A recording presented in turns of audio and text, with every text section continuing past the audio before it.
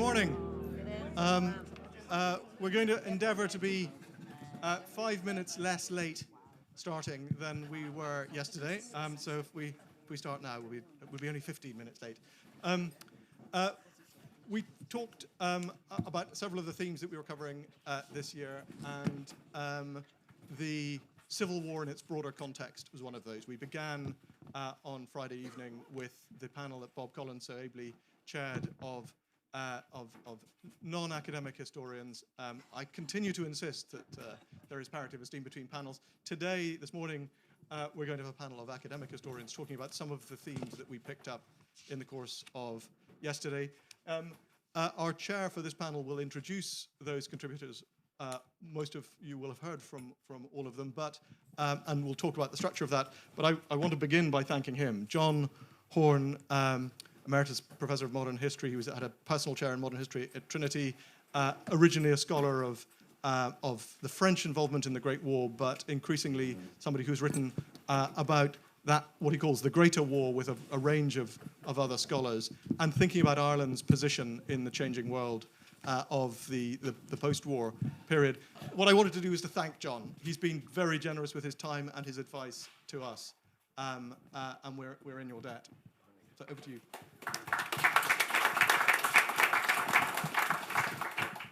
Well, thank you, Simon, for the. Can everybody hear? Yeah. Thank you, Simon, for the kind introduction, and to you and Victoria, and to the whole team for making sure that the West Cork History Festival has been able to bounce back with such renewed vigor after COVID. I mean, you've ensured that the festival continues to be, as far as I'm concerned, one of the most vibrant events in the calendar of Irish history. It's a particular pleasure, to moderate this panel on the Decade of Centenaries. If I had to give it a subtitle, it might be, "What have we learned? What did we miss?" And I think there's an excellent reason for choosing this theme this morning. Since its inception in 2017, the festival has made the centenary of the Great War, the War of Independence, the Civil War, and partition one of its major and continuing themes. And in order to do this, it's been acutely aware of a threefold context: the emergence of a more cosmopolitan and liberal Ireland, the Ireland we live in now, the ongoing impact of the Belfast Peace Agreement on the whole country, north and south, which I feel in the Republic as well freed us up to think in more complex ways about our own history than was the case before, when we often self-censored before the Belfast Peace Agreement. And also Brexit, which of course happened the year before the festival began, and again changed the context in which we think about our past and this past in particular. In addressing the events of a century ago within this threefold contemporary context, the festival has always tried to put both past and present in as wide a setting as possible. And in order to do this, while always seeing the importance of the local and the particular, the festival has situated Ireland in its relationships with Britain, Europe, the Empire, and the wider world. And so I think it's very appropriate that we should discuss this morning, at the end of the Decade of Centenaries, what precisely we think its commemoration has achieved, and how we think that has changed or failed to change our views of those original events a century ago in Ireland and elsewhere. And it may be worth just saying a word or two about commemoration itself as an activity. Victoria made the excellent point the other evening that history and commemoration aren't the same thing, and why, for example, remember something on the 100th anniversary and not on the 242nd anniversary. And they are distinct but related things. But if I were to try and sum it up, it seems to me that one of the reasons why commemoration is important is that historical time is only one kind of time. I mean, we have personal time, we have biological time, we have religious time, which is more circular.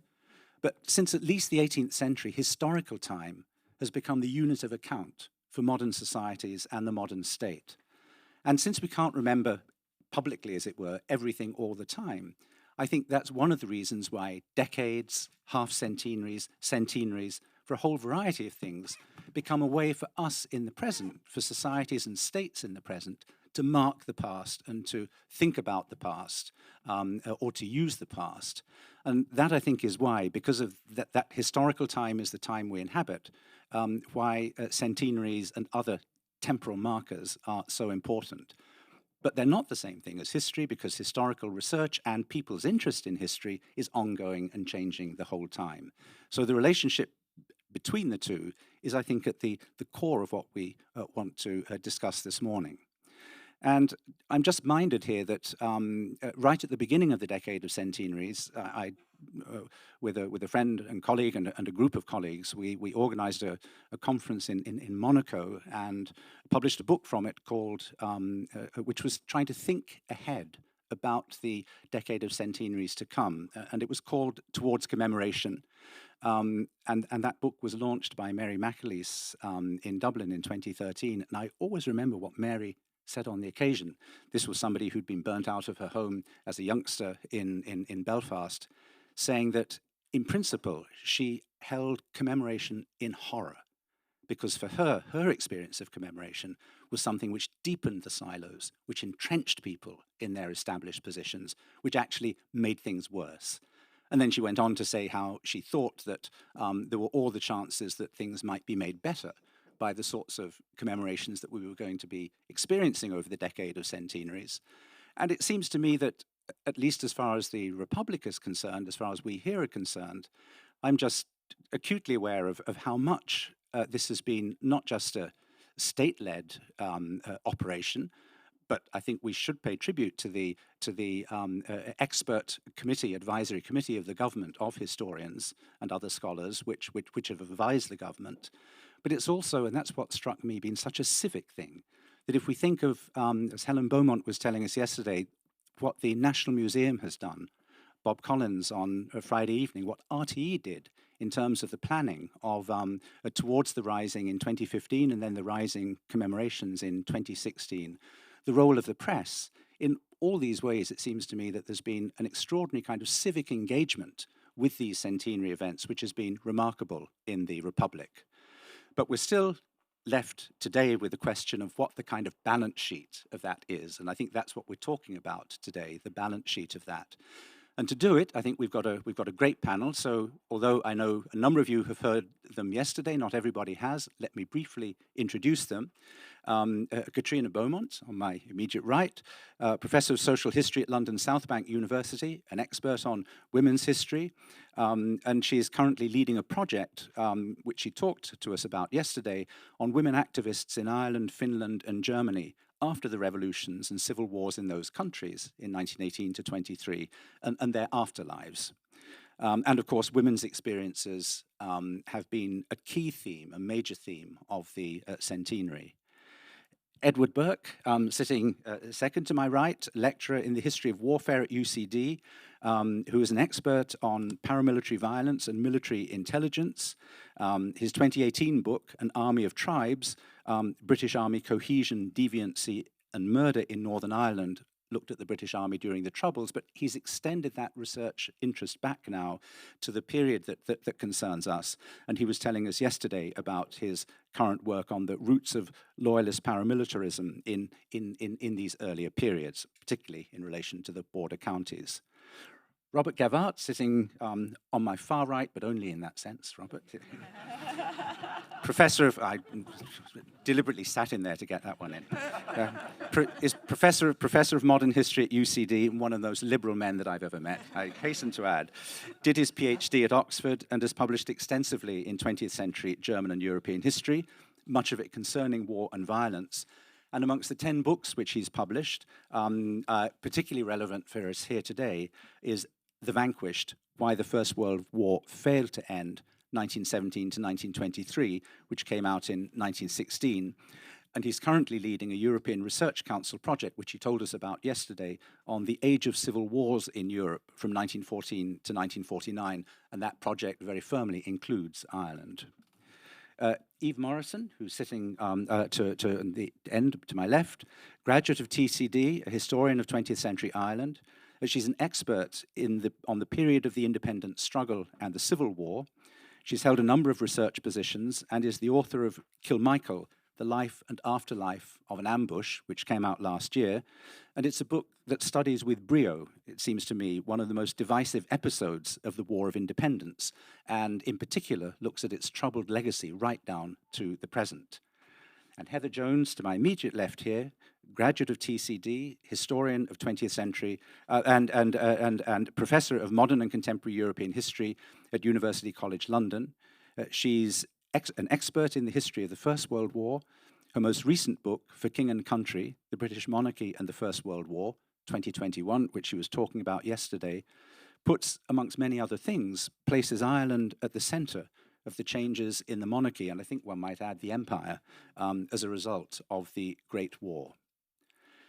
So that is your panel. The format is the following. I'm just going to formulate a few questions which the panel is at total liberty to ignore.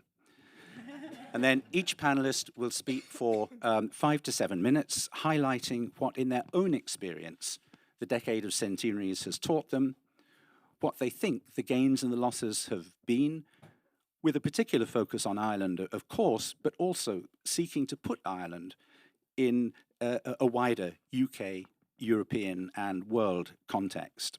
And then the second part of the session will consist of a debate between the members of the panel and all of us, you the audience. And at that point, please join in with your own views, arguments, and questions, and the whole session will last an hour and a half. Now, my few brief questions to the audience, they have had them in advance, so I'm not terrorizing them at this moment. First question is this. Commemoration, as I've just suggested, commemoration isn't the same thing as history, precisely because it uses the marker of dates to single out particular events or aspects of the past as being important for the present. All kinds of agendas are involved in commemoration, political and other, and drive that activity. So do the panel think, as historians, that the state or official-led commemorations did choose the right events and aspects and people of the Decade of Centenaries to commemorate?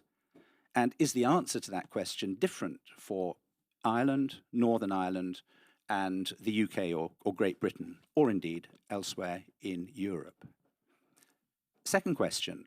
Were the experts, the historians, the literary and art historians, the social scientists, were they able to contribute properly to commemoration as it was conducted, both by officialdom and also by the variety of civic institutions that I've referred to that were involved in it? And if that was the case, then what difference do they think that their expertise made? Third question, and it's to do with Mary McAleese's point, commemoration can entrench division, or it can do the reverse. So what were the most sensitive and divisive topics of the Decade of Centenaries in all three jurisdictions, Ireland, Northern Ireland, and Great Britain? And was the first half of the decade down to 2016 or maybe 2018 easier to commemorate? If so, what made the second half, 2018 to the present, more difficult? Fourth question. Official commemoration is one thing, but communities, families, localities can gain a new awareness of their connection with the past by what one might call citizen commemoration. So did this citizen commemoration happen over the Decade of Centenaries in Ireland? And if it did, with what results? In other words, how important has local history been in challenging top-down political narratives or indeed inherited myths? Fifth question, what are the opportunities that we, any of us, all of us, missed? Who or what got neglected? We rediscovered gender and the importance of women's experiences, and that was much overdue. But did we neglect an old subject, social class? And Una Halpin was making that point very powerfully yesterday. Did we ignore workers, farm labourers? And what about innocent bystanders? Did we see things sufficiently in the round? And finally, what changed? How do we, anyone interested in history, society as a whole, how do we understand the Ireland of the decade of 1912 to 23 differently as a result of commemoration or of new historical perspectives that were generated by the centenary? Does it really help to see Ireland in terms of Europe or the empire or the wider world? Are we any the wiser? And so with those questions that you're absolutely free to ignore, I now call on the panel to speak for up to 7 minutes each, starting with Catriona. Over to you. Is it on? It's on? Oh, lovely. Thank you. Right. Thank you, John. Morning, everyone. Thanks for coming to join us this morning. And thanks for the opportunity to be on the panel. So thank you, Victoria and Simon. So I am going to answer some of your questions, John, but not potentially all of them, but then there's enough of us, I'm sure, to cover all of them. And I haven't done them, I've done them sort of a bit more of a stream of consciousness, but don't panic. And John is going to tell me when to stop, so there is an end. So I think I come from this from perhaps a slightly different perspective to the rest of the panel, in that I'm actually kind of an outsider-insider. So although I was born and grew up in Dublin, I've been living in London since the early 1990s. And predominantly I've been working on British history and British women's history. Indeed, at the moment I'm working on an edited collection on new histories of welfare in Britain in the late 20th century. So I've sort of had moved away from working on Irish history really from the mid-1990s. So, in a very sort of taking a very personal perspective, which the work I'm doing at the moment is, as anyone who had to sit through my talk yesterday, thank you for that. It was about my grandmother. So, so the Decade of Centenaries for me has created a wonderful opportunity to re-engage with Irish history, and I'm incredibly grateful for that. So on an incredibly personal level, I think it's been a huge success, because for me it's allowed me to come back into Irish history. I've been speaking at quite a few events over the last 2 years, a number by coincidence have been in Cork, which has been lovely. And in terms of looking at my own family history, really the Decade of Centenaries has been quite transformative. So in the way that I laid out yesterday, and I won't rehearse it again here, was that I think for me it finally allowed me to engage with aspects of my own family history that had not been spoken about. And I really think, and I know that I'm not alone in that experience. And I think many people here, and some people have spoken to me after the paper yesterday and have expressed some of the same kinds of experiences. So that's wonderful. So I think what the Decade of Centenary, therefore, based on that personal experience, is that it has made possible these difficult conversations in families about the past and about what members of those families, or indeed wider communities and friends, what the kinds of actions that they took during the years 1912 to 1923. And I think finally the Decade of Experience has given voice and created space and given voice to those feelings and emotions, both positive and negative and uncomfortable, and those to be celebrated, that for far too long have been silenced in Ireland. And we know there's very complex reasons for that silencing, due to the trauma of the Civil War itself, and then of course what subsequently happened in Northern Ireland with the Troubles. So I think there's a real shift, a huge cultural change here in terms of personal reaction and response to our own national history. And I think that, for me, that's transformative, and I hope that lasts for many years to come. In terms of what was covered, and I'm jumping around your questions here, so that's okay. I think, and Helen, on your slide, yesterday in your talk, there was many dates, because the museum did such work, and I loved the image of the hamster on the wheel running and trying to keep up with so many events. So it's impossible to cover everything.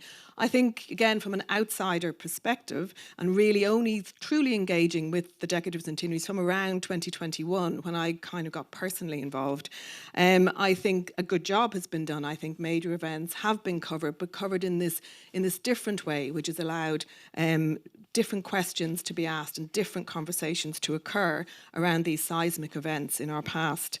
And what I really liked, I attended a conference, it was the big government-sponsored conference on the Irish Civil War held at UCC last July. I'm not sure some of you may have been there. I was there speaking on a panel on gender. And what I really liked about that, as John said, one of the real positives to come out of this is a greater awareness and acknowledgement and understanding of the different gendered experience of these events.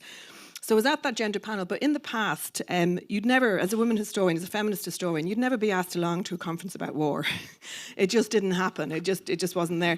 And even I felt in the audience, and being in the pub after and things, there was a lot of particularly young historians who clearly who were interested in military history, who would never think about the female experience. So it was wonderful to have them in the same space as me talking about the female experience. So I think that's a real positive, and that was a real change. And I think, again, that inclusion has been important. In terms of what was kind of missed out and missing, I do think that it's impossible to cover everything. The one thing perhaps I think has been missed is some of the joy that happened during these years. I think there's a tendency for us to think about the strife and to forget that everyday life continued. So if you go to a kind of very granular level into social history, and I'm a social historian, that's what I'm really interested in, people's lives continued. Yes, we know these awful things happened and there was huge disruption and horrible trauma. But people still had everyday lives. Kids still went to school, people still went to work, people still fell in love, they had affairs, they got married, they had children, they suffered bereavements, not necessarily through the war. So I think that we need to not lose sight of that as well, that everyday life did continue under these challenging and difficult circumstances. And that would be the same, of course, in all other nations across Europe that experienced these kinds of unrest and uprisings. So I think it might be the time to start kind of mixing things up a wee bit. And I'm actually coincidentally working on a project which is marking the centenary of the Jazz Age in Ireland, because we kind of forget that the Jazz Age was the 1920s. There was, we associate it with fun and decadence and entertainment and leisure, and that was happening in Ireland.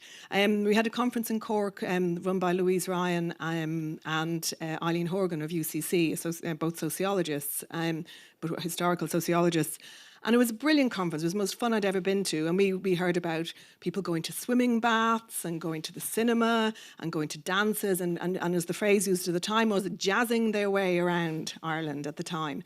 So, and this was north and south. So that was fascinating. And around fashion. So pleasure was possible during this period. And I think that too should be commemorated in some way. We need to remember that Irish life is not all doom and gloom and misery, and that there was fun was happened, and people did have fun, and they got up to shenanigans, and they did things, and then they lived their lives, and we shouldn't forget that either. It doesn't mean in any way that the other issues aren't incredibly important as they are, but we have to remember the joy as well. And I think in terms of the other things about the kind of what got neglected, I think that for me that would be one of them. I definitely think class, which was raised yesterday, I think is really important. Even if you're looking at leisure, it's a very classed experience. Also the difference between the urban and the rural, I think is there's more to be brought out on that. But ultimately for me, and perhaps not surprisingly, what I would say is what happened next, because I am interested in afterlives. So I think that for me, there could have been more thought given within remembering the events that have been remembered over the last 10 years of the further consequences, and not just into the 20s and 30s and 40s, but right up to the present. So I think that would be my other sort of what was missed. So thank you. Turn this on. Thanks, Catriona. And the last point sounded like a plug for next year's West Cork History Festival, if I'm not mistaken.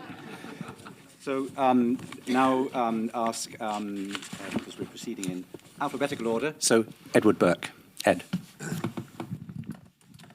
Thank you very much. And it's a pleasure to be on such a distinguished panel. I'm very conscious that there are a number of people here who've contributed so richly over the last 10 years to the decade of commemorations. But nobody wants to hear academics praising other academics, right? So you know who you are. In terms of the people who are on the various sort of committees, advisory committees, I think there's just the engagement has been really wonderful and very impressive, and there's been a lot of richness there. And two events that immediately come to mind were the Dublin Castle handover event, when some people again were involved here. I thought the richness of that, of some of the papers and some of the thinking about that transition into from the Irish administration in Dublin Castle, as it was called, to the new Irish state was wonderful. And I think as we heard from Eve yesterday as well, some of the other outstanding kind of contribution I'm beginning to see as well as what we just heard, which is kind of thinking about gender, the everyday, the kind of quotidian sort of the social history of the epoch. I mean, that is so rich and it's quite a lot of it's quite very new. But you know, we also have this new research on the Civil War, which is overdue, and Robert has been, you know, sort of doing that comparative work as well in UCD, and I think that's what actually looking at what postgraduate master's level students who are in their 20s want, is that they want Irish history within a European context is really what they're you know, often very fascinated by, is looking at those comparisons, situating Ireland within the world. And I think that's something that that has also come out of the Decade of Commemorations, has been that new comparative work that's opening new prisms and new layers of historical insight. But look, my work is principally on, has been on the British military in the past, and now recently on loyalists. So although I am from West Cork, that's, you know, where I'm going to sort of talk to for a few minutes. In 2016, so I previously was at the University of Nottingham before I came to UCD. 2016 was this absolutely wonderful engagement by Nottingham City Council to do a theatre performance as well as an exhibition working with the Sherwood Foresters Museum in the city about the Sherwood Foresters in 1916. And this had been really difficult for Nottingham, because Nottingham, as you know, is an exceptionally Irish city, right? Really Irish. And of course, they even elected a man from West Cork in the 1840s to be their MP, right? An Irish liberal nationalist. And so they have, you know, they have that background. And a lot of the Sherwood Foresters were, of course, you know, the sons and daughters of Irish lace workers in the city of Nottingham. And they really struggled to grapple with this, the fact that so many people had died in the streets of Dublin. Clearly, the First World War, you know, the casualties were extraordinary there, but there were, you know, significant casualties in Dublin. And mourning those people had always been difficult for a very Irish city in England. And they did it exceptionally well. Unfortunately, that was a little bit of a high point in England in terms of, you know, after that, we didn't, I think Heather can probably speak to this as well, after 1918, after 2018, you know, in terms of commemorating, thinking about Britain, how Ireland affected Britain. There was really not a lot of official engagement, right, and not a lot of thought given to it. And you know, that has been a sort of government choice not to do that. And there's always been this, you know, very instinctive, you know, desire among certainly official British circles not to allow Ireland to ever contaminate Britain, right? So in terms of think of the Troubles or even the 1920s, there's always a fear that somehow the Troubles over there would come here.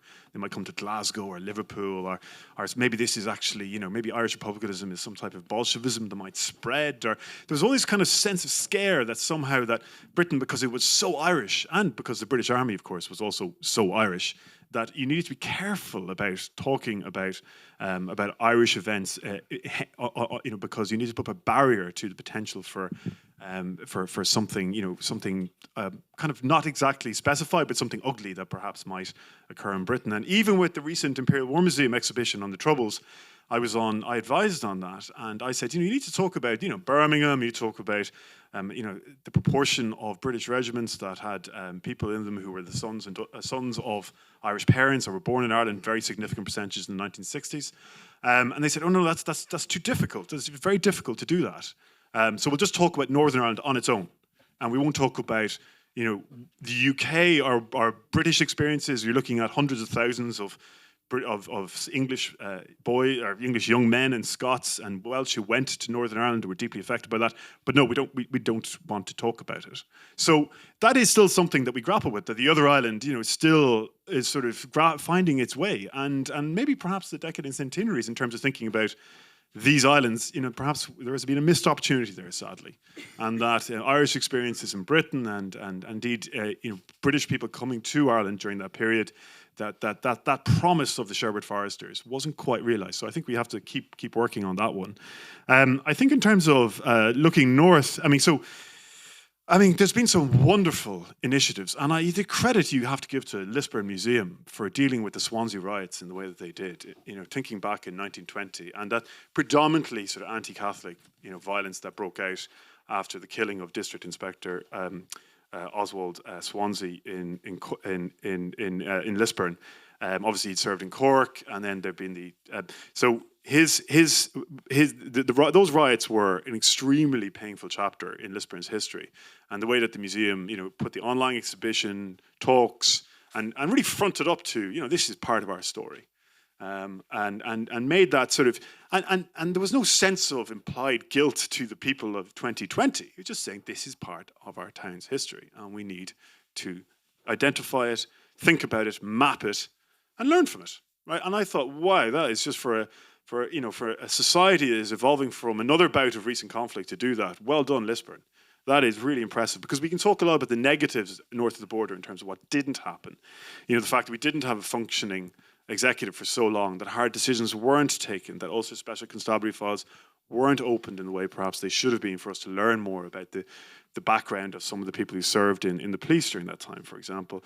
And of course, the fact that also that in some ways, I think there were certain missed opportunities that, thinking about policing on the island of Ireland, right? So I would have loved to have seen in August 2022, for example, a much bigger focus on the disbandment of the RIC in terms of an academic conference like Dublin Castle, right? So just something, and of course we all know, I won't go back into the political, controversy that broke out when Charlie Flanagan, when the Minister of Justice tried to do a sort of commemorative or memorial of remembrance, or some type of remembrance for, as he put it, the ordinary RIC who were who served in that force. And obviously people have very, very strong objections to that, since they didn't feel that certain parts of the RIC weren't excluded from the 1920s or even previously, and also the RIC's role in terms of things like the land war, etc. So there was a huge amount of controversy about that. But having said that, academics did certainly, and in terms of academic and civic engagement with things like the Dublin Castle event, I thought were so positive that in some ways would have been great if we could have marked in August 1922, or April if you want. You can pick different dates for the RIC's wind down, actually, but it would have been good. It would have been good to do that, and we're still working on the RIC in terms of I think. Access to certain files as well. Sorry, I'll finish up, John. I've gone 8 minutes. So very finally, I think going forward, what do we need to do? Well, we still don't have access to Garda files from the 1920s and 30s. The RUC and also Special Constabulary files are still largely closed. You can't name people who were, in terms of dealing with trauma, I think you made psychiatric patients from the First World War in 1920. In Canada, for example, it's no problem to name people, and actually history is much more rich if you can identify somebody and talk about their social background, their war experiences. That's richer. Britain allows you to do that. Canada allows you to do that. My understanding is in Ireland, we're not allowed to name people from the early 19th century. Never mind. So there's still a lot of sensitivity here. I understand. We are a wonderful small country where people do know each other. But I think we need a bit of courage as well to say, look, we can set up certain gatekeeping here in terms of saying we can't access things, they're too sensitive. But I find if we look at the civic engagement of the last number of years, there's been a lot of courage locally by citizens to delve into these things. And my own town of Rosscarbery, there was a Rosscarbery barracks attack, which was a very difficult thing during the War of Independence. And the sister of one of the children who was killed in that, was able to go to that commemoration and mourn her sister, right? Now, she was alive, a century after that. And that was so important, as well as talking about the context in which the IRA were operating. So it was a very balanced and amazing civic engagement by local people. That type of, so I think we don't need to over gatekeep our history. We can do it. It is possible. I've been encouraged in that sense. Thank you.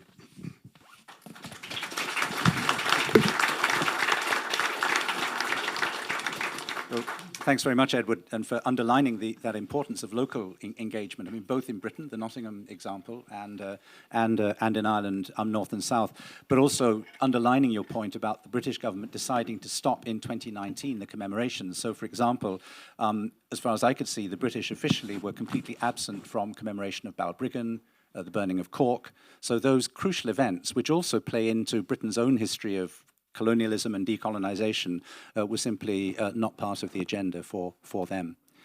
So now to our next panelist, Robert. Moving to the far right. Yeah. Thank you, John.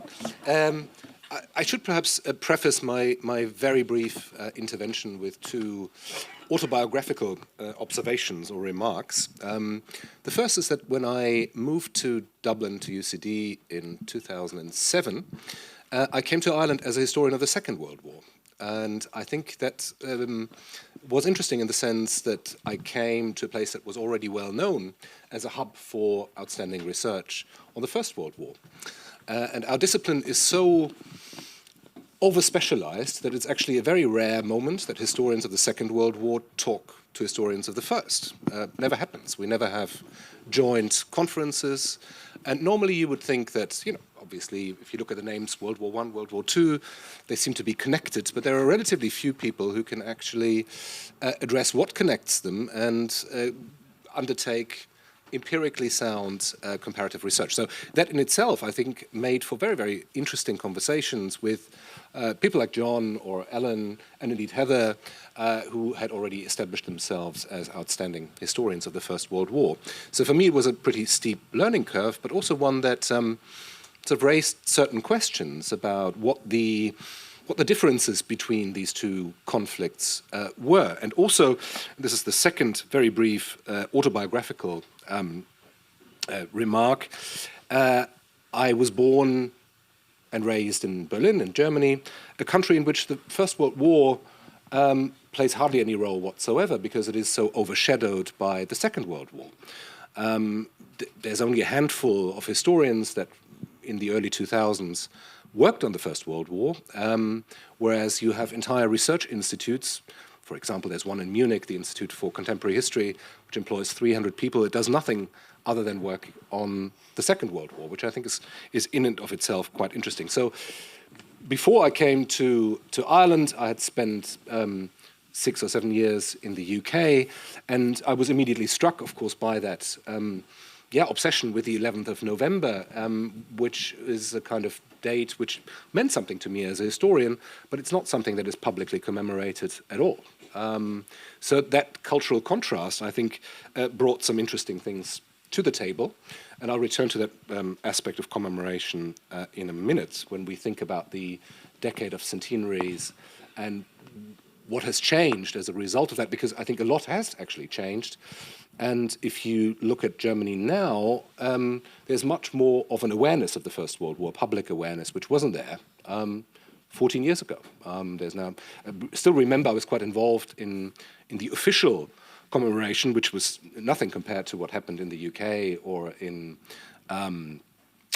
even in Ireland, certainly in France, where it was very high level led, whereas when I was initially invited to a meeting in the foreign ministry in Germany, the foreign ministry representative was an intern. That's the relevance that they kind of placed on the importance of the forthcoming centenary. Of course, there's also the aspect that Germany is a federal state, and therefore you have highly localized commemoration as opposed to national commemoration of the First World War.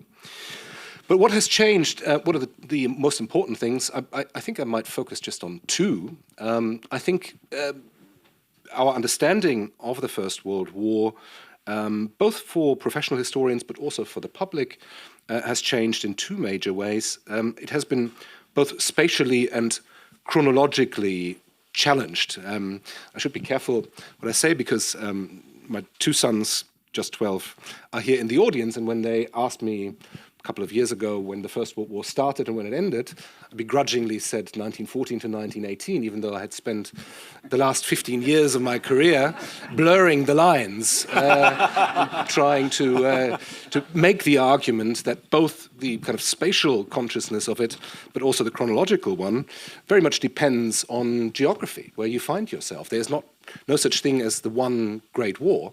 There are several, and they begin at different times and they end at different times. But for the simplicity of that question, I stuck to 1914-18, even though I felt that I had done the wrong thing. Spatially, I think we know a great deal more now about non-West European theatres for a very long time. Historians focused on what one might call the Western Front powers, mainly the experiences of Britain, France, and Germany. I think we have learned a great deal about Eastern fronts. There are ongoing projects like Heather's very important one about the Mediterranean, but also it is interesting and telling that another one of the great historians of the First World War, Jay Winter, who undertook several years ago a project on capital cities at war, has now started a new project on capital cities at war, but looking at the ones in the Eastern Mediterranean. I think that tells us a great deal about how our kind of consciousness has changed in that respect. And secondly, the chronological aspect. So again, when did the First World War start? When did it end? I think the answer very much depends on geography. Where did you find yourself? Because the 11th of November 1918 makes a great deal of sense for Britain and France, for whom the First World War did end. But in Eastern Europe, it is pretty much a date without much meaning because violence continued in other forms for years to come. So I think that awareness, that historians have been working on this for quite some time, but it has, I think, trickled into public debates as well. And Michael Martin mentioned it in his opening remarks for this gathering, that there is such a thing as the greater war, that there is a greater spatial and chronological context for what we traditionally associate with the First World War, the dates 1914 to 1918. And I feel that not just here, but also in countries like Germany or countries like Poland, which also for a very long time, for different reasons, ignored the First World War as something that was divisive because Poles fought in 3 different armies, sometimes against each other, so that it wasn't a unifying narrative at all. It was rather something that was divisive. So what was commemorated was the birth of the Polish nation state at the end of the First World War. So I think that the First World War means very different things for people living in different places. And I do get the impression that there is a growing kind of consciousness and cultural awareness of that. So that for me were the most important things coming out of the centenary and the public, but also historiographical debates.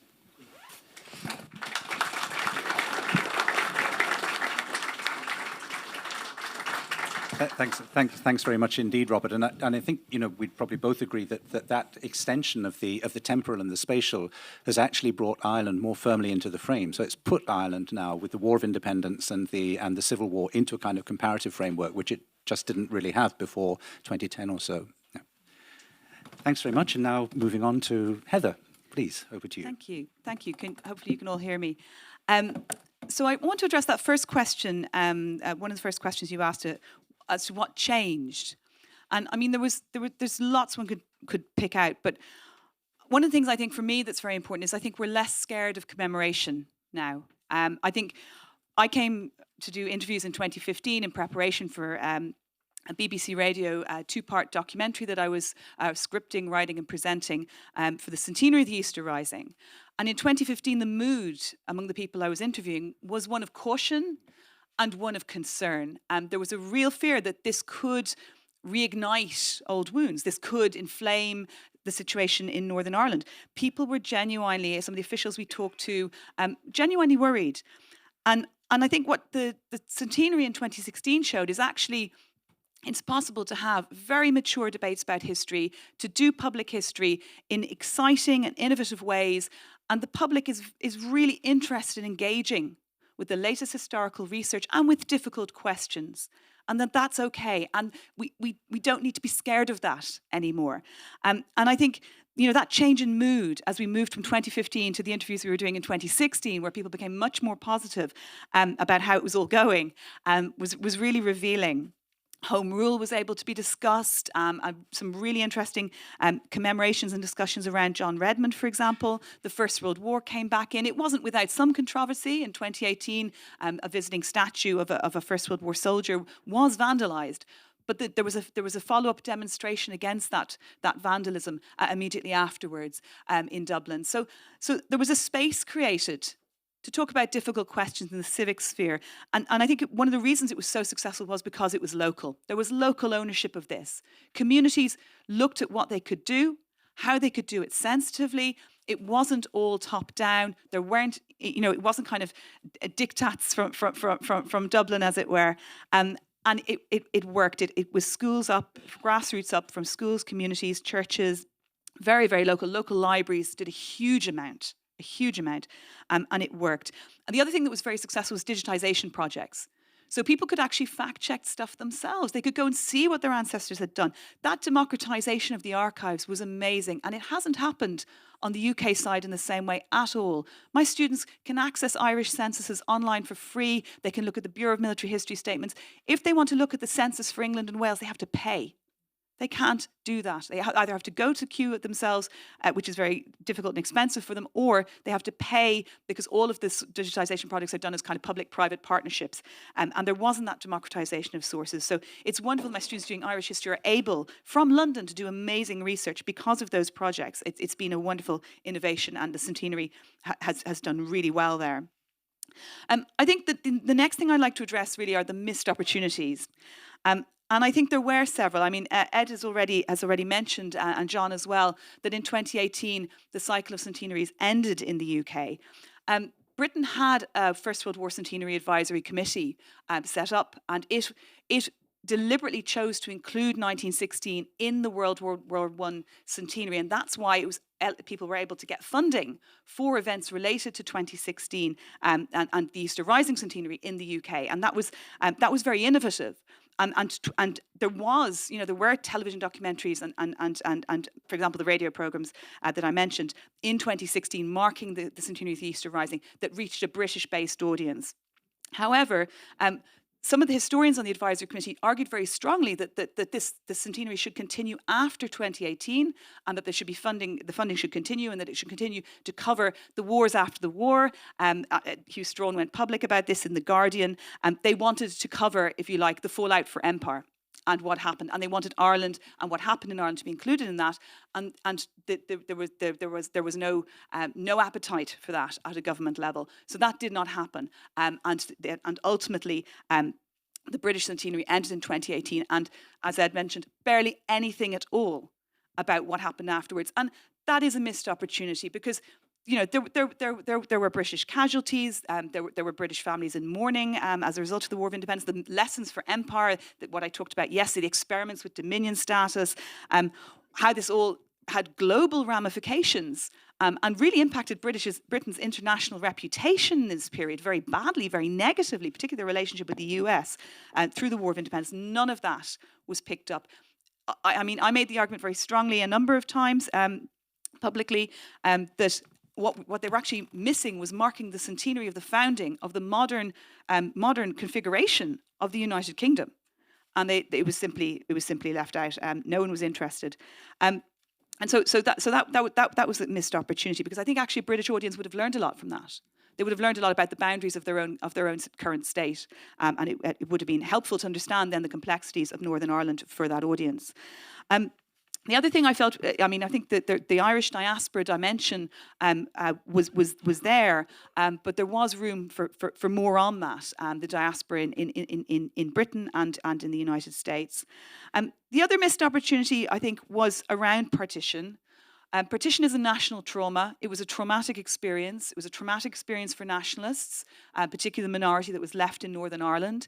It was a traumatic experience for unionists, many of whom in 1912 had not wanted to see unionism split. And just the implementation of it was traumatic for all those border counties that we heard about yesterday in Ed's talk, how things were divided and split, what civic organisations split that rugby didn't, football did. I mean, these kinds of questions of how do you divide the railways. At a very basic level, people found themselves working, living, experiencing a completely different life as a result of partition. It was traumatic. Some people found their farms divided. Some people found their houses divided overnight. Their breakfast was in Northern Ireland, and their sitting room was in a different state, in the Free State. And what that Free State actually meant, that was missed. And I think that there was room to do a lot more on that, and that was really a missed opportunity to talk about that trauma, that traumatic experience of having your country split in half. And then the other thing that was missed, I think, was religion and religiosity. These were very devout societies in this period, talking about the way that shaped people's mindsets and their thoughts, and shaped particularly the experience of volunteers who felt that if they died, in fighting for Ireland, they were going to a better place, a reward, an afterlife. I mean, all of that question of how that was part of the understanding of sacrifice. For beliefs was important, and I think that also was sort of just not there, and I don't think we fully understand how people were thinking unless we bring back in that world and that particular historical world, because religiosity was different in some ways then to how religiosity operates now, and just trying to reconstruct and think about that was another missed opportunity. So those are the things I think that where there could have been a bit more, but overall I think it went extremely well. and particularly opening up around the Civil War. Some of the documentaries, the documentary about the Silences and Families, the two-parter that RTE produced, was magnificent to hear people talking about what their grandparents had told them, and what they, people my age who were carrying these stories was deeply, deeply moving.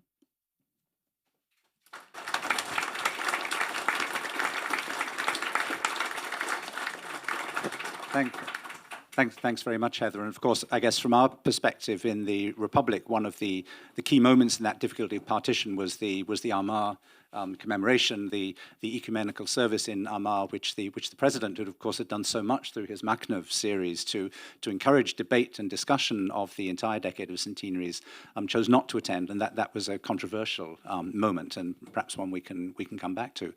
And finally, Eve, please give us your thoughts. Okay, thank you. So thank you, Simon, once again for inviting me to speak on this panel. And I agree with everything that everybody else has said, really, to start. But luckily, I have a few things to say. They haven't covered me. I'm going to build on something that Heather said, which I think is really important in a minute. But overall, I mean, I think that the decade has been very successful. I think it was long. I mean, I think 10 years is a long time of commemoration. And so considering that, and I certainly feel a little bit of fatigue, not in a positive way, not a negative way, but overall it's gone, maybe we shouldn't be so surprised, but it has gone quite well. The government, I think, has done very well. They were committed to even-handedness. They provided funds for local and regional and national commemoration and research, and then they didn't interfere. They just left people to it, which I thought was a very good idea. So they didn't try and kind of score points or kind of politicize it in that way. They left it to people to do that. I mean, there was a couple of blips, as inevitably a lot fewer than you might have, expected. There was a Glasnevin wall. There was the RIC commemoration that Ed mentioned. Also, I think really I was really struck by Bishop Colson's remarks yesterday, saying he felt very much on his own, that if nobody else was going to commemorate the Protestants who were murdered in April 1922, he was going to have to do it. And I was really struck by that. I know that this conference had something, it was last year, did something on it. And so I thought, and he played a blinder now, because he went and laid a wreath on Michael O'Neill's grave, who was the IRA man who was killed, and it kind of sparked off the incident first, and then went around. And he's been very interesting. He was saying that a lot of his local West Cork Protestants were dreading this period and dreading the commemorations, and they were really worried about what was going to happen. And I have to say, and I'm not going to go on about this, I think the recent T.G. Cahir documentary was a real wasted opportunity. And I was, and so hopefully if we revisit it, we revisit it in a more balanced way. Because particularly overall, I think that at local level, the commemoration was, a lot of it, as Ed and others have said, was very balanced and civic and ethical. And there was lots of examples of this. In Solahead Beg in 2019, they commemorated both the RIC and the IRA men who died, and that was the local families from both sides came together and they made sure that happened. In 2016, earlier on at the commemoration of James O'Brien, who was the DMP man, he was the first casualty of the 1916 Rising, completely unplanned, and this young woman stepped out from the crowd with the wreath and laid it down, and she was the grandniece or the granddaughter of Sean Connolly, who was the man who killed James O'Brien. And so, so you had these very spontaneous movings. Another one, just before I forget, was the Clonfin ambush in Longford in February 21, where they commemorated both sides. They commemorated the auxiliaries as well, and they did speeches. I seem to remember that was online. I watched it. So in that, and so it's the important of at local level. John and I were talking about this briefly about the difference between national commemoration and regional commemoration. This may be something we could talk about where it gives you more freedom, where at local level people were, doing a lot of work and talking to people locally to make sure that they could do this sort of reflective, even-handed commemoration of events. And so overall, I think that was done very well. And I think another is to build on what Heather was saying. There was another strength was the government's continuing and actually quite long-standing observation of its commitment to making historical sources freely available online. Now, this has actually been happening since, for a long time. It long preceded the decade of commemorations. It actually kind of started out as an attempt to get American diaspora to come over and research their roots and boost tourism. But our Irish archivists kind of took the ball and ran with it, and so it is now kind of I would say it's an important fundamental principle of the way source material is released in Ireland, and as we say, it is such a stark contrast to, so when you look at how much of British public heritage and source material is behind paywalls of private genealogy companies. And the thing is, up to 1922, that's our history as well. Right, I'm American, but I'm still going to say that I've been living here for 30, however many years. So these are our records. So our history is suffering as well because for this reason. Now, in terms of the emissions, I tried to highlight that in my talk yesterday. I think that they're, to a certain extent, because of the sort of material that's most easily available, like the Bureau of Military History and the military service pensions, there's been a kind of privileging of IRA and radical nationalist combatant experience over everybody else's, and so not enough attention has been paid to things like the peace moves, the 1922 general strike, the neutral IRA, other things that I was talking about yesterday. So I think all of those could have been a focus of the commemoration, and I also think that there needs to be more sources relating to the civilian experience. Freely available, because that is a real imbalance. I mean, I've heard now, for instance, it's brilliant. They're going to put the Mulcahy Papers online, which is the biggest collection of IRA correspondence that we have during the War of Independence and the Civil War. But there's hundreds and hundreds of civilian compensation files that have been released over the last few years in the National Archives.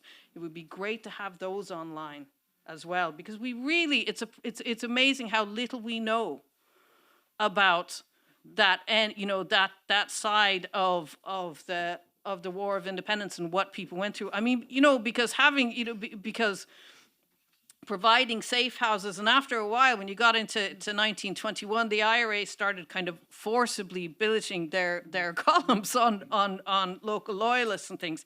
That was pretty traumatic. And then just the general disruption. I mean, it was daily life. Catriona Beaumont, am I out of time? No, you're okay.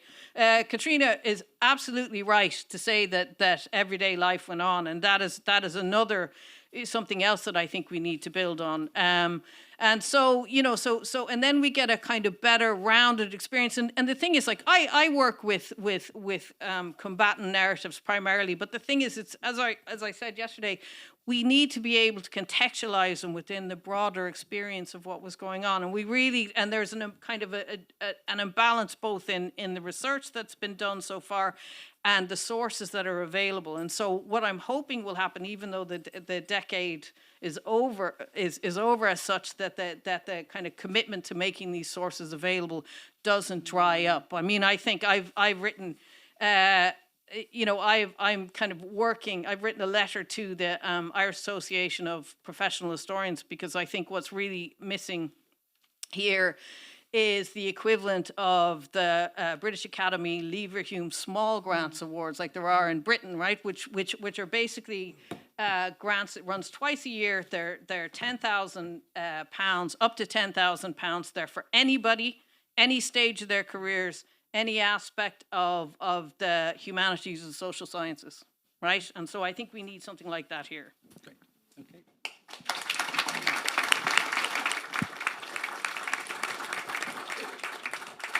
Thanks very much indeed, Eve. And I was just listening to you, and again, I was struck by the importance of the local and the regional, the fact that the bottom up, like in Dungarvan, the way in which the First World War has now been recovered. There's a kind of county memorial in Dungarvan, but those initiatives have been happening across the country. And I suspect that in that sense, the reintegration of the experience of the First World War in our own history in Ireland was allowed then a more open approach to the War of Independence and the Civil War.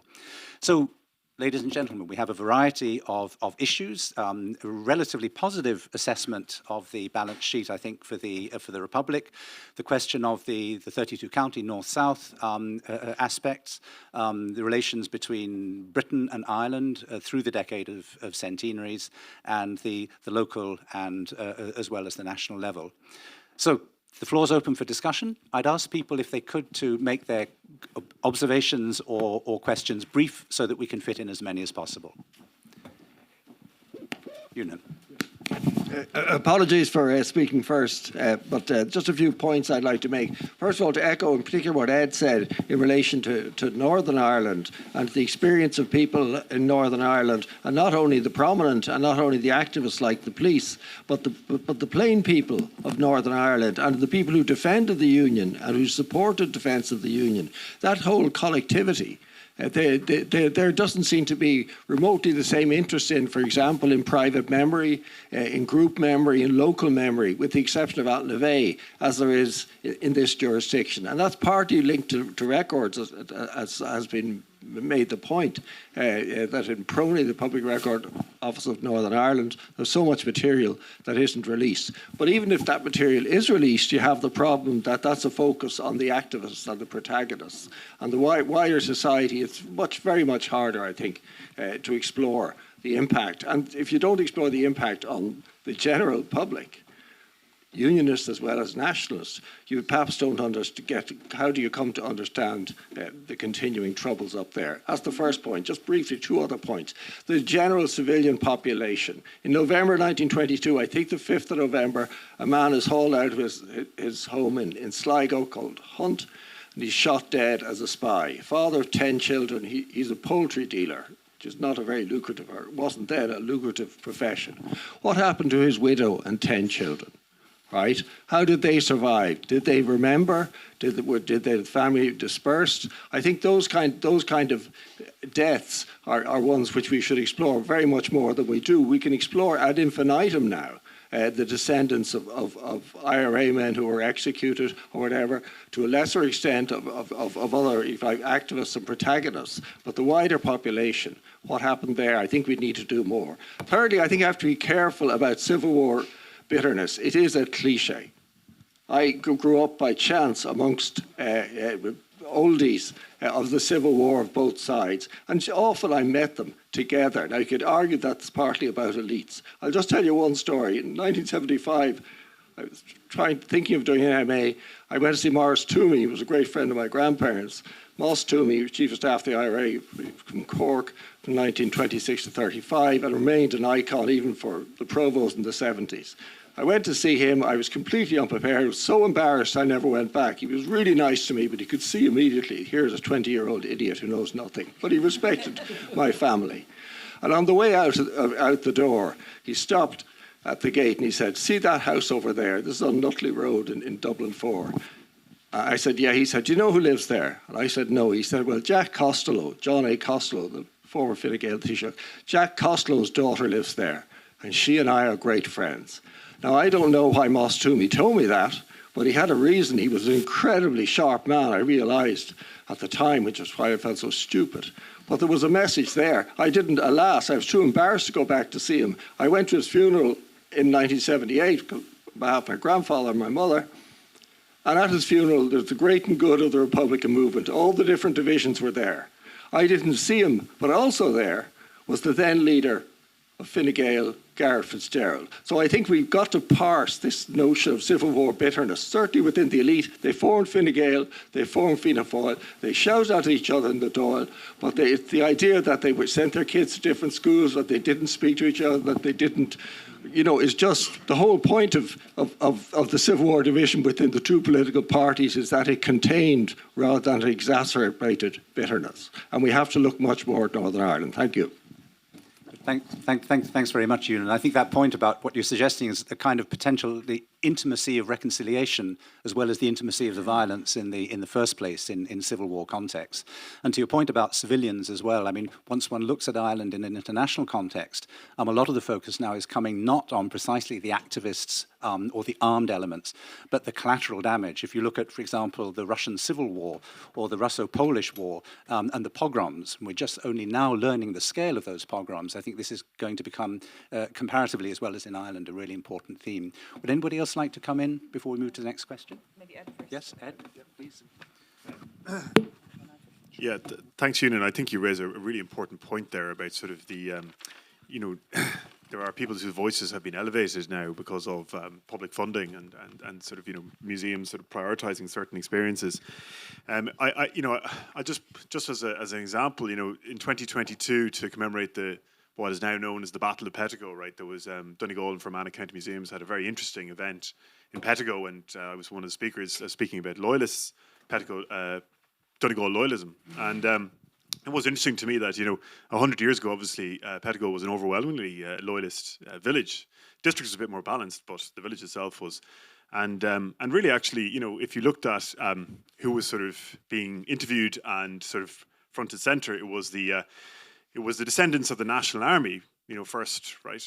And I got a bit of trouble for suggesting that Joe Murray, the brigadier for 4th Brigade in Ballyshannon, wisely sort of on the 4th of June decided that if the British were coming in with howitzers and armoured vehicles, he was going to back off and fight another day, right? Or sort of, assess things and not sort of have large-scale casualties in Pettigo. And I think that offended certain people that I was sort of perhaps that I was pointing out that the National Army didn't want a full-scale battle, that actually the withdrawal was quite prompt.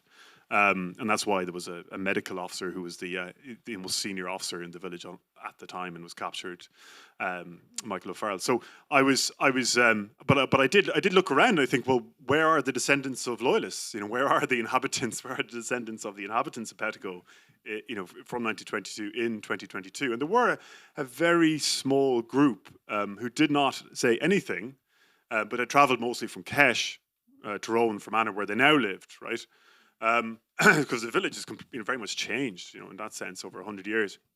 And I thought, we're really not grappling very well with this. Actually, we're not. And I kind of spoke to some of them afterwards in the car park about, and they said, look, we just don't know how to engage with this. We don't know how to.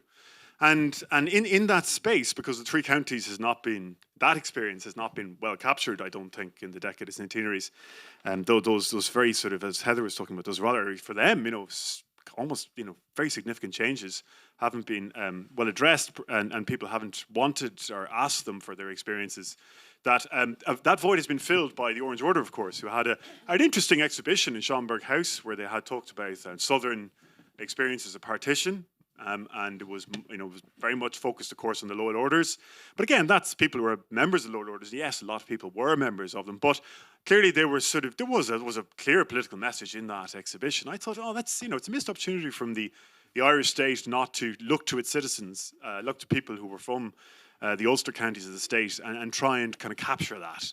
And try and delve into that a bit more. And I give credit to the museums for trying to do that a bit, but I don't think that has been in any way, given the type of support that it deserved. And I think as well, we talk about Rosnowla, right, as being that's a great example of tolerance. We have one Orange Parade in the state. But 1931, 1931s, there was lots of Orange Parades in the state. But in Leitrim and Cavan and Monaghan, they were attacked, violently prevented. Orange Lodges were successfully attacked over decades.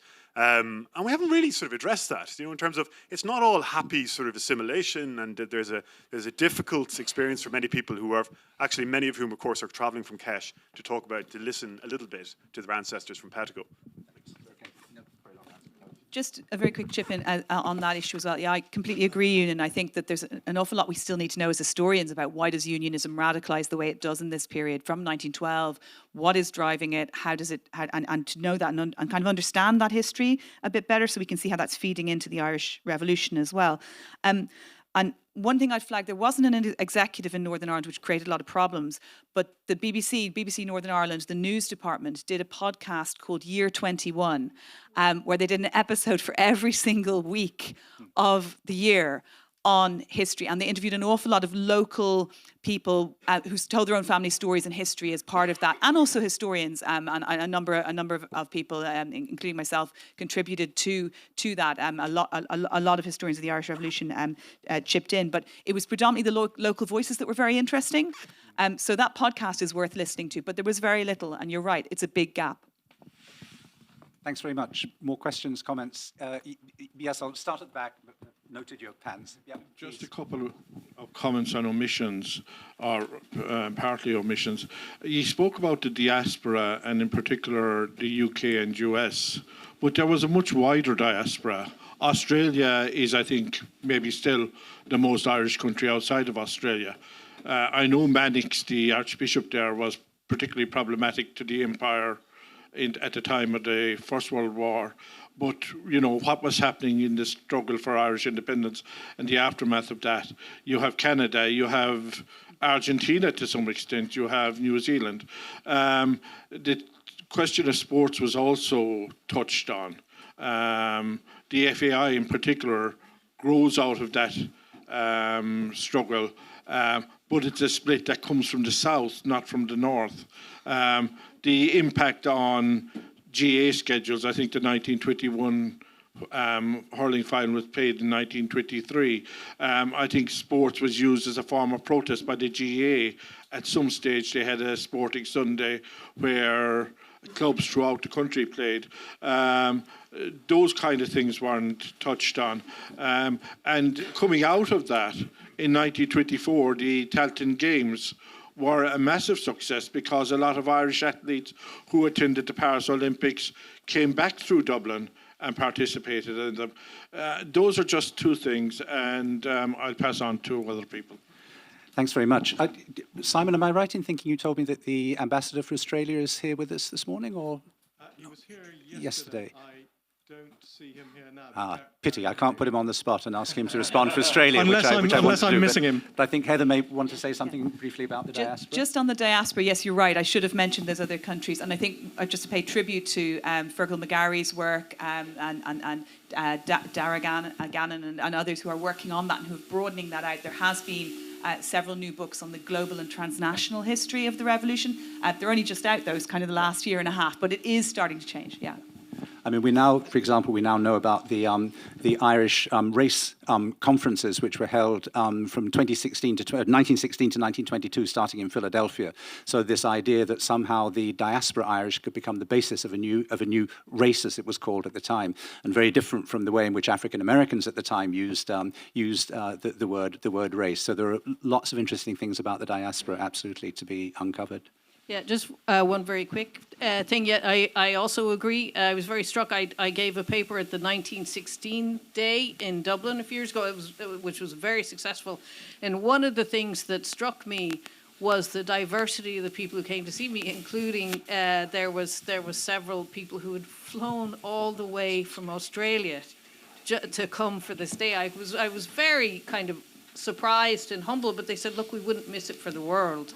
You know, so in that sense, I think that this is one of the importance. You know, it's a sign of the importance that commemoration really has, and I think that historians should take, you know, these opportunities to engage with people who aren't other historians in the wider world whenever we can, because we have, you know, there's things that we can learn from that as well. It's a two-way street.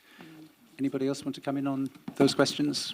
Just very briefly on the history of sport. I mean, flying the UCD flag, our colleague Paul Rouse has written not just about the history of the GAA, obviously, but also a series of articles about sport and the Decade of Commemoration, and they've also produced things for radio. So one can find information on that if one looks around.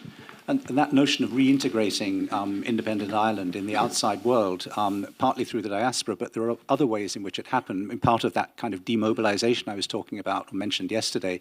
And of course, we shouldn't forget that this year is the centenary of Ireland's entry into the League of Nations. A really important step for the new state in terms of affirming its sovereignty, but connectedness with the rest of the world.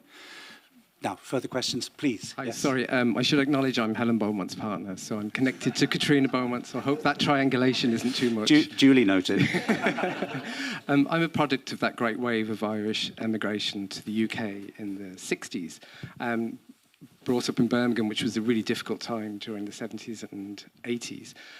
We weren't taught anything about Irish history in school. At home, it was a different question, but I had an English teacher from Belfast who taught us the Joan Lingard books across the barricades. So he said before we read them, you need a bit of context here.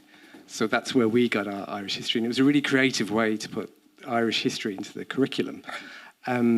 My niece now, who is a history graduate of Nottingham University, she's trying to bring in she's a history teacher, she's trying to bring in empire and colonialism into her work, but she has been told that she's been too political.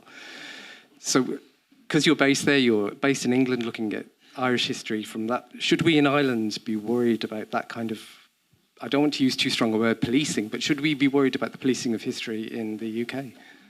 Very good question. Who'd like to? Yes, please. Yes. Thanks, Ray. Yeah, so as I was saying before, I've been living in the UK since 1991 and have reared 3 children there who've gone through the school system. And absolutely, it's that they knew nothing about Irish history, and it was taught very minimally in their school. But I think the broader response I would have is just you began with the question of what's changed or what's been good and positive about the Decade of Centenaries. So for me, observing from afar, I'm incredibly envious of how well it's been handled by the Irish government, by the Irish state, because it's just that is not happening in England. And historians are under constant pressure. We're being squeezed and squeezed. History degrees, my own degree was closed. History degrees are being closed across the sector. And I think what Ireland has done beautifully is it has managed these controversial, these difficult, these uncomfortable, these contested histories in such a better, more mature way than the culture wars which have erupted in England, which have gone very much influenced by right-wing thinking, by government policy. And it's a very depressing place to be. So this is why I'm quite happy I'm engaging in Irish history again, because I can come over here more often. So, sorry. Not at all. No. Heather, would you like to come in briefly from your London perspective on this? Rather sadly, I have to completely agree with Catriona on that as well. I wish I could say it was different, but it's not. And it is definitely a situation where history is being squeezed. I would just flag that there is also a much less emphasis placed on history in the school curriculum in state schools in England than in Ireland. And so there's just a less of a base to build on anyway. And people often say the British public don't know any Irish history. And I now, living there 15 years, I feel that's actually a bit unfair because they don't know any real modern history at all. They don't do very, very little of it. They cover the 2 world wars. That is sort of it in primary school, and it's not compulsory after the age of, after the first 2 years of secondary school, which start at 11 because they start secondary school a year younger than us. So really, you're talking about people who've only done history till they're 13 or 14. So we've got to recognise that it's squeezed over there. Just very briefly on that, I do think in Ireland, just to push back a little bit, because just a bit of disagreement, and I do think in Ireland as well, we do need to do a little bit more English history, and we need to do more on people don't particularly maybe. I lived in Derbyshire for 5 years. I mean, there is a lack of awareness of a great whole Midlands range of England. When I talk to people in my friends who say where and people don't we don't travel in England as much as we think we do, and we don't know English history. As we know certain parts of England, and we know what England we sort of have narratives and history around what England did to Ireland, but what Ireland did to England, I was talking about an MP for Nottingham, Burke's O'Connor, right? So, big, the Chartist movement, Irish people in the Chartist movement. That's fascinating, in places like Birmingham, Nottingham. Do we teach that history?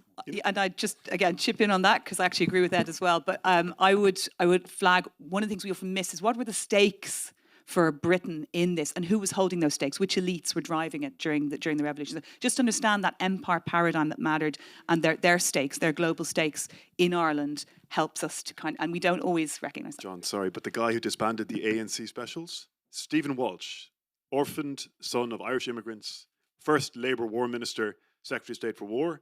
Do we teach about him? He's a fascinating character. He's only in office for a few months, but I mean, I am reminded of Edward Said's comment, I think, on Orientalism, when I think he makes the point that it would be a great day when in Palestine or in other Middle Eastern countries there were centres for American studies in universities, and maybe we should be thinking about centres for British studies in Ireland. I think that would encompass what you're talking about.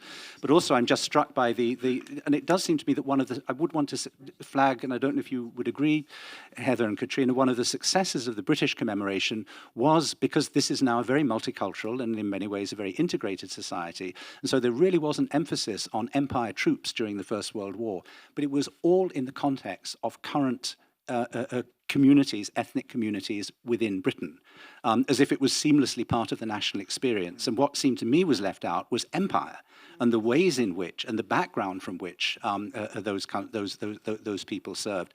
And that difficulty in taking on empire, I think, for me, fed into, it was part of the background to the decision not to go beyond 1918 in the centenary commemorations. The failure to deal with empire, or the difficulty of dealing with empire, has, of course, enormous spillover effects for the way in which the British, in terms of the history they teach and so on, look at Ireland. Now, more questions? Yes, John. Please raise your hands high because I want to make sure I don't miss anyone. Next. Sorry, we have one. You're next. Sorry. Mary McAleese has been mentioned, and of course her last act, a great act in public office, was hosting the Queen of the Empire here before the centenaries began, just before. And of course then President Higgins, his first great act was travelling. How valuable do you think that formal establishment, Department of Foreign Affairs, Foreign Office, obviously huge work done in achieving this, in laying not the foundation stone, but a useful foundation stone for the centenary commemorations which we've had? Thanks very much, John. Who'd like to answer? Robert, do you have a view on that? I mean, the Queen's visit, for example, you were here, you've been 3 years in the country. How did it strike you? Yeah, I had a long time to familiarise myself with the specificities of Irish culture by then. No, I mean, obviously I understood why this was such a emotional moment for many. But to be honest with you, I didn't feel any emotional attachment to the royal house in the way that, of course, someone who grew up in Ireland with all the historical baggage would have had. I sort of saw it as a cultural oddity. You see, in Germany, we lost the monarchy in 1918, so we had a long time to establish our republican credentials. Thank you. Heather, Yeah, no, I'll chip in on that. I think there was a lot of groundwork went into that by civil servants into the Queen's visit to Ireland. And one must remember there's actually a bomb threat during that visit, so it was still quite a fraught period. I think in the aftermath, everyone remembers the magic moment where she said, "Uachtar an agus a chóide." And I think in that moment, something smashed. I mean, I was watching it too. It was an incredibly powerful moment to hear her say those words. And that had not been scripted. That was not in the press release of her speech. She had been told those words by an aide she had who came from Ireland, and had just put it in. And so it was, and I think Mary McAleese might have had a hand in it as well. I'm not entirely sure that there was a little bit chipping in there too. No, she didn't. Okay, she was totally surprised. But it was beautiful. It was beautifully done, and it was, by all accounts, something that I think did change the paradigm a bit, moved the dial. And President Higgins' visit to the UK was came after that. That was all about the future and less about the past, I think. I think one of the things about it is that as I think has come out of this debate, the civic and the local is hugely important in the way in which these commemorations have happened. And I think one of the benefits has been that there have been as few as possible of what I would call the 21-gun salute occasions. But there are times when you have to have a 21-gun salute occasion because the diplomatic protocol and the state-to-state recognition, which is parity of esteem up to the level of sovereignty, is crucial. And it seems to me that that's what happened in the two visits that you're talking about. If I just to add, I think it was very symbolic, absolutely, and I think and there was a smashing of some ceiling somewhere. However, unfortunately, a lot of the good of that is undone by Brexit, and particularly by the rhetoric and the antagonism from the UK to Ireland. About the backstop. We had the backstop book on Friday evening. So unfortunately, I think it hasn't had long-term impact as it should. Please, next question here. Simon. Sorry, just wait for the mic, if you would, please. Thank you. Please, go ahead. I'm not sure I should say this after what I've heard, and there won't be anybody chipping in, I'd say, but it's just a memory of the War of Independence that stays with me. It comes from my aunt, and she was describing what she had to do on occasions. And one of the jobs she had, it's Cork City, Southgate Bridge, and you've got the British patrolling it, and how are the boys going to get the guns across from one side to the other? And she, on a number of occasions, got revolvers across the bridge, and it was done via her drawers. That's it. I don't expect any chip-ins after that. Okay, if you make it brief. Thanks. So that my great grandmother may have had a role in that because she owned the pub in Paul Street and was a leading member of Cumann na Món in the city. So if you know Cumann na Món and where your aunt was, I'll take full responsibility for that very unseemly job that may have been ordered by my great grandmother. Briefly. Yeah. No, very briefly. I mean, that was very common, and that sort of like, for instance, Cathy Berry basically took the Dublin Brigade IRA's funds down the front of her when they were evacuating the Hammam Hotel in the first week of the Civil War, and so Cumann na Món used their clothing and their bodies a lot. Because feminism, and because also you see there was a lack of female searchers, so they couldn't be searched. Apparently, this happened in Algeria as well. Did it? Well, I was just going to say, I mean, one other. It's a lovely anecdote and memory. Thank you. And one of the things for me it raises is that we've been talking about looking at the civilians and the victims and others than the kind of activists. But why not look at the activists again, but also do it comparatively? Because the story you told, I could absolutely replicate it for the French resistance in the Second World War during the Battle of Algiers in 1957. That's exactly what Algerian women in the Casbah did, because the French troops wouldn't search them. And so I think what I'm saying is there's a comparative history of resistance, and it's another way of linking the two world wars, in fact. And that comparative history of resistance is one in which Ireland would have a very important place.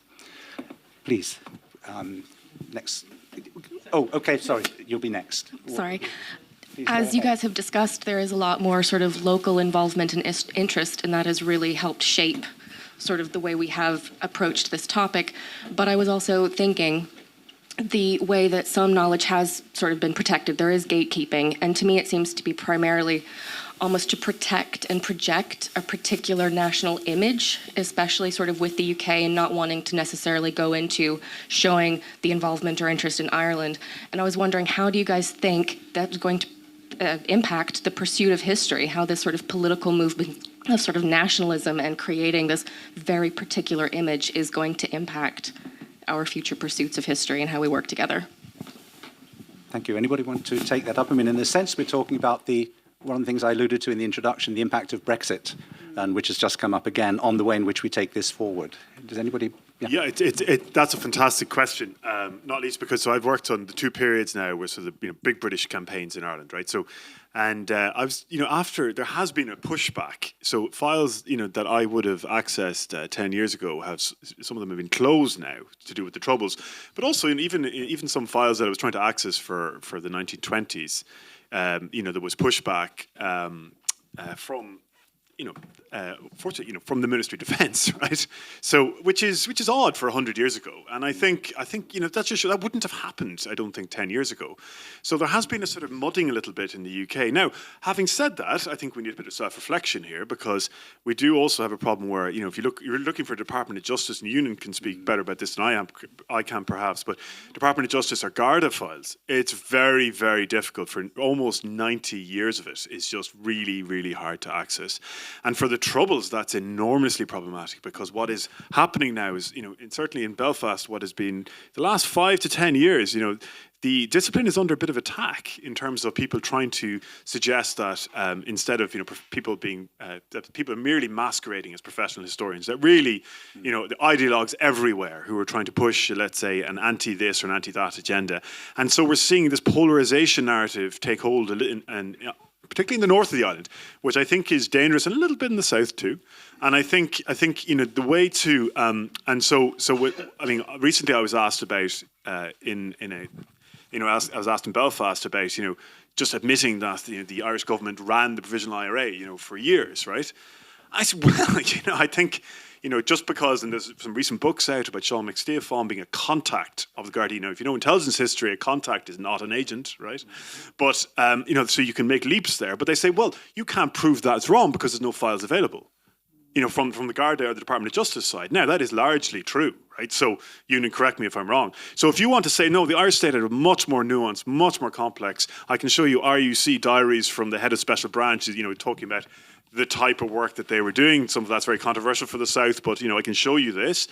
But people, if I think transparency is actually, you'll have more myth making if you don't have transparency. The muddiness and the complexity and the incompetence of daily government is far better to have out there than it is to allow people to create parallel narratives that are very damaging to dare I say it as a historian, because I don't like often entering the contemporary political fray, but the politicization of history in the absence of archives is really dangerous, and we need to push against that as a state. Thanks very much. We have time, I think, just for one last question, so please.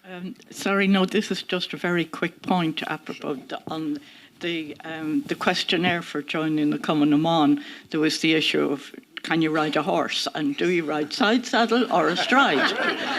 And in both cases, that determined the kind of weapons you could carry securely. Thank you.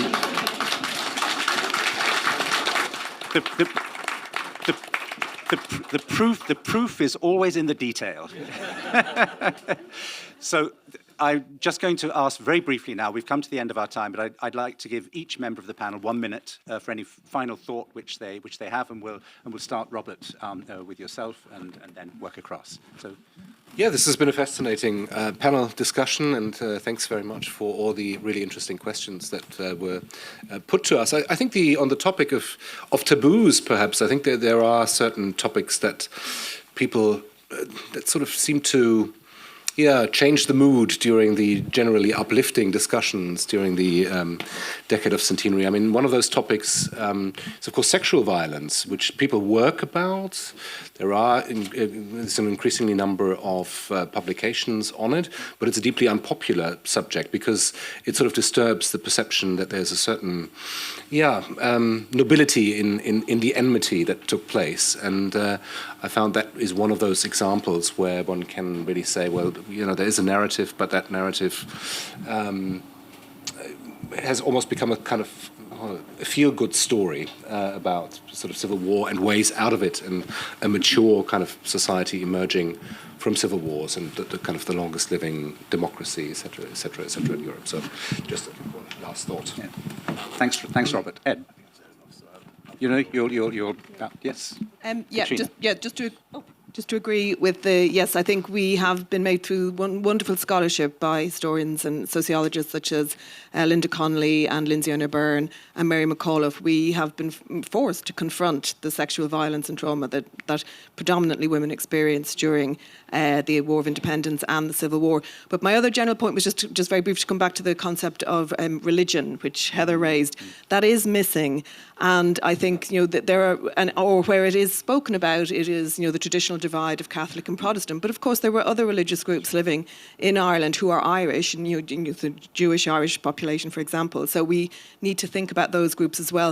And also acknowledge that they even despite partition, which was, again, as Heather said, was incredibly traumatic, you had organisations. So, for example, the Mothers' Union, a Protestant women's organisation, and you had the Seroptimists International. They remained all Ireland and in some cases Ireland and British organisations. And these women continue to work together, to cooperate together, and to change women's lives together regardless of partition. And they reshape, I think, and have potential to reshape our understanding of Anglo-Irish relations in this period.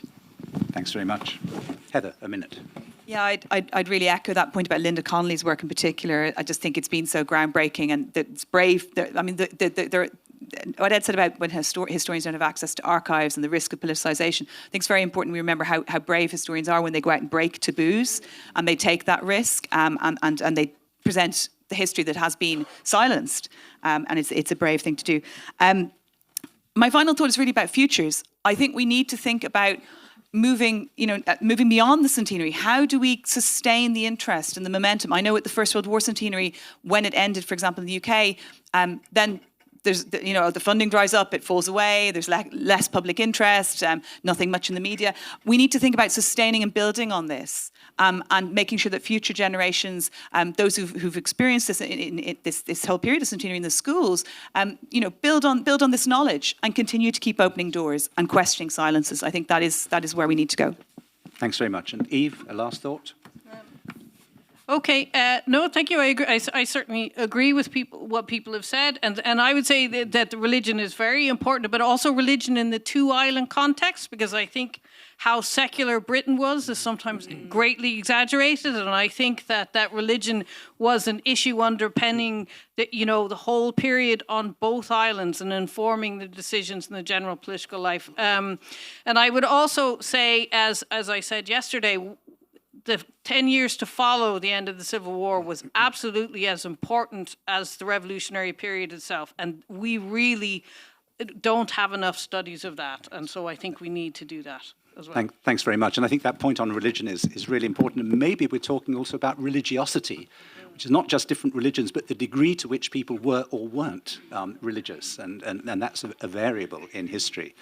Well, we've come to the end of the session. What I take away from it really is to end where we began, the difference but also connections between commemoration and history. If we're moving out of a period of commemoration, that doesn't mean that the history stops. And the relationship between what historians of any kind, Simon, of any kind, professional or non, what they do and their relationship with public interest is absolutely central. We don't have to depend on commemorations and centenaries for that. That's precisely the work of things like the West Cork History Festival. And it seems to me that part of what we've talked about this morning is setting a kind of agenda for the future of the festival. So thank you all to the audience, and thank you to the panel for participating, to Robert, to Ed, to Catriona, to Heather, and to Eve. Thank you very much indeed. Thank you.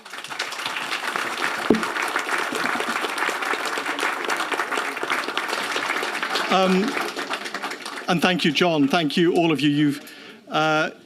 I think it was a nuanced discussion. There were things that had been omitted, as you say, but enormous achievements and a sense of an extraordinary agenda to come for us at the West Cork History Festival and more broadly for historians, including, I think the role of underwear in revolution is clearly a major theme.